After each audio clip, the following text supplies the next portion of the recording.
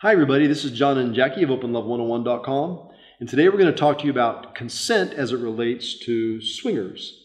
And specifically, I think where consent can be an issue sometimes is in swingers clubs or at swingers parties.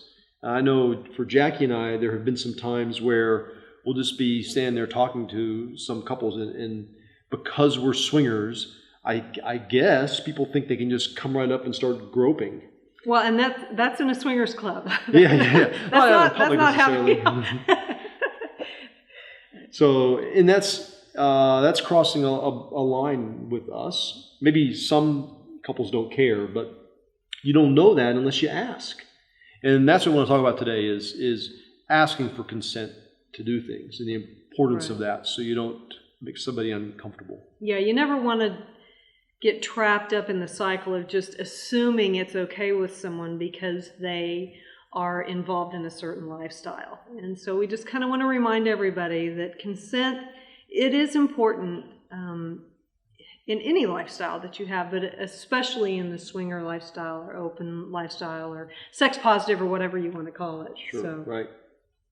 Like John said, there have been instances when we have been in situations with people in the lifestyle that, they just assume that because we're in the lifestyle that we're going to be okay with someone crossing those boundaries to us. And it's just, it's really important not to get upset with the person or the couple, but just to, if you're healthy in your boundaries and your consent, you're going to be able to approach those people in a respectful manner and let them know, hey, that's just not something that that we do or that we're involved in right now, and just move on from that.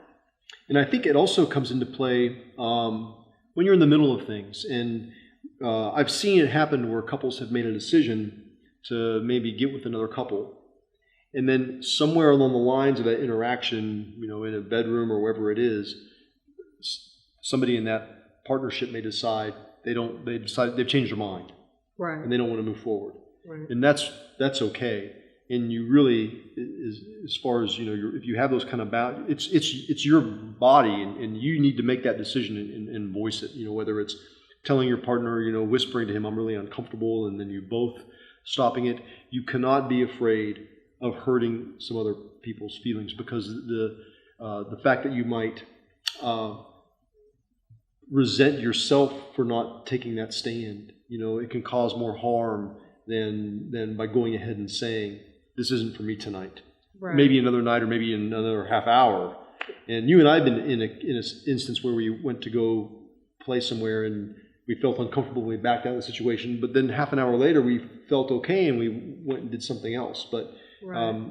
I think it's really important that if you do consent to do something, but you change your mind, it's okay, and you have to realize that it's okay to do that. Well, and we know a lot of couples too, they have what we like to call safe words, or some term or phrase that they can say that's going to clue in the other partner that, hey, there's something going on that my partner isn't okay with.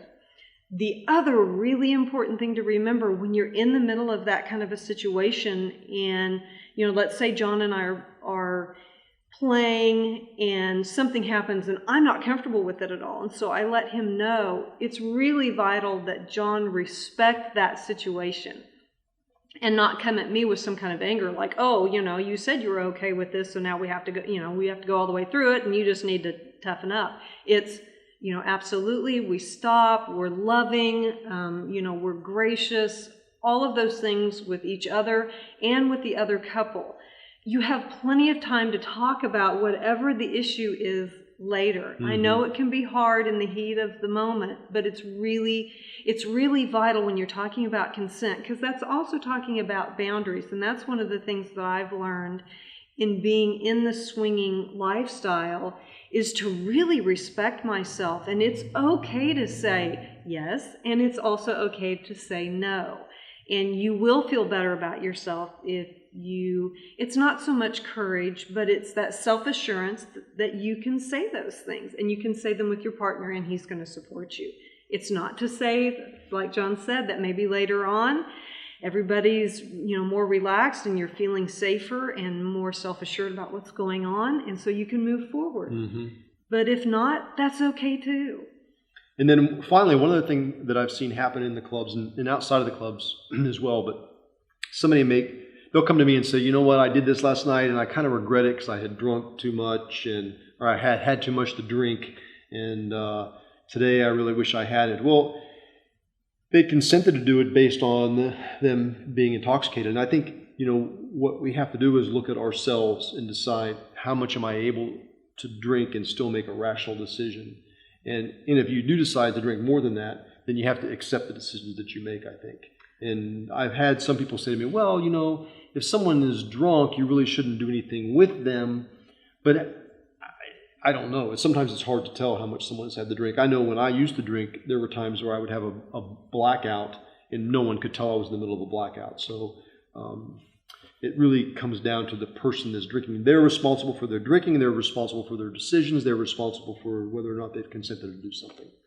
Well, and I think that's an important point to talk about, because I think a lot of times, and this holds true with any kind of extracurricular activity that a lot of people get involved with, it does center around alcohol more often than not. And I think you bring up a really good point, that the responsibility when alcohol is involved incorporates everybody involved in that scenario.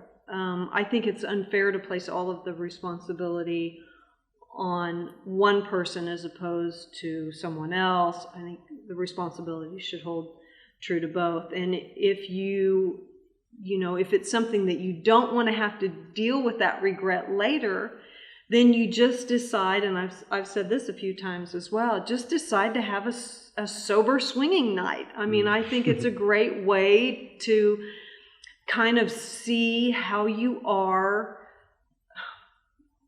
in swinging, kind of in the light of day, when you don't have any filter. You just get to really honestly experience that environment. And I think it's a fun, easy, kind of different way to experience those things. And then finally, if I am sober and I'm we're engaging with someone that maybe have had too much to drink, we've made the decision not to play. Right. And I think that's important too. There is a responsibility there. I don't want to do something with somebody if there's a chance they may not remember, or if there's a chance especially that they may not be willing to do what they're doing. Right. And I have seen that before, with maybe one part of the couple is sober, the other one is not, and is nervous, and that's why she's drinking, or that's why he's drinking. And I don't know. It's my choice. I don't really want to play with them because I don't want to be involved in that uncomfortability. Yeah.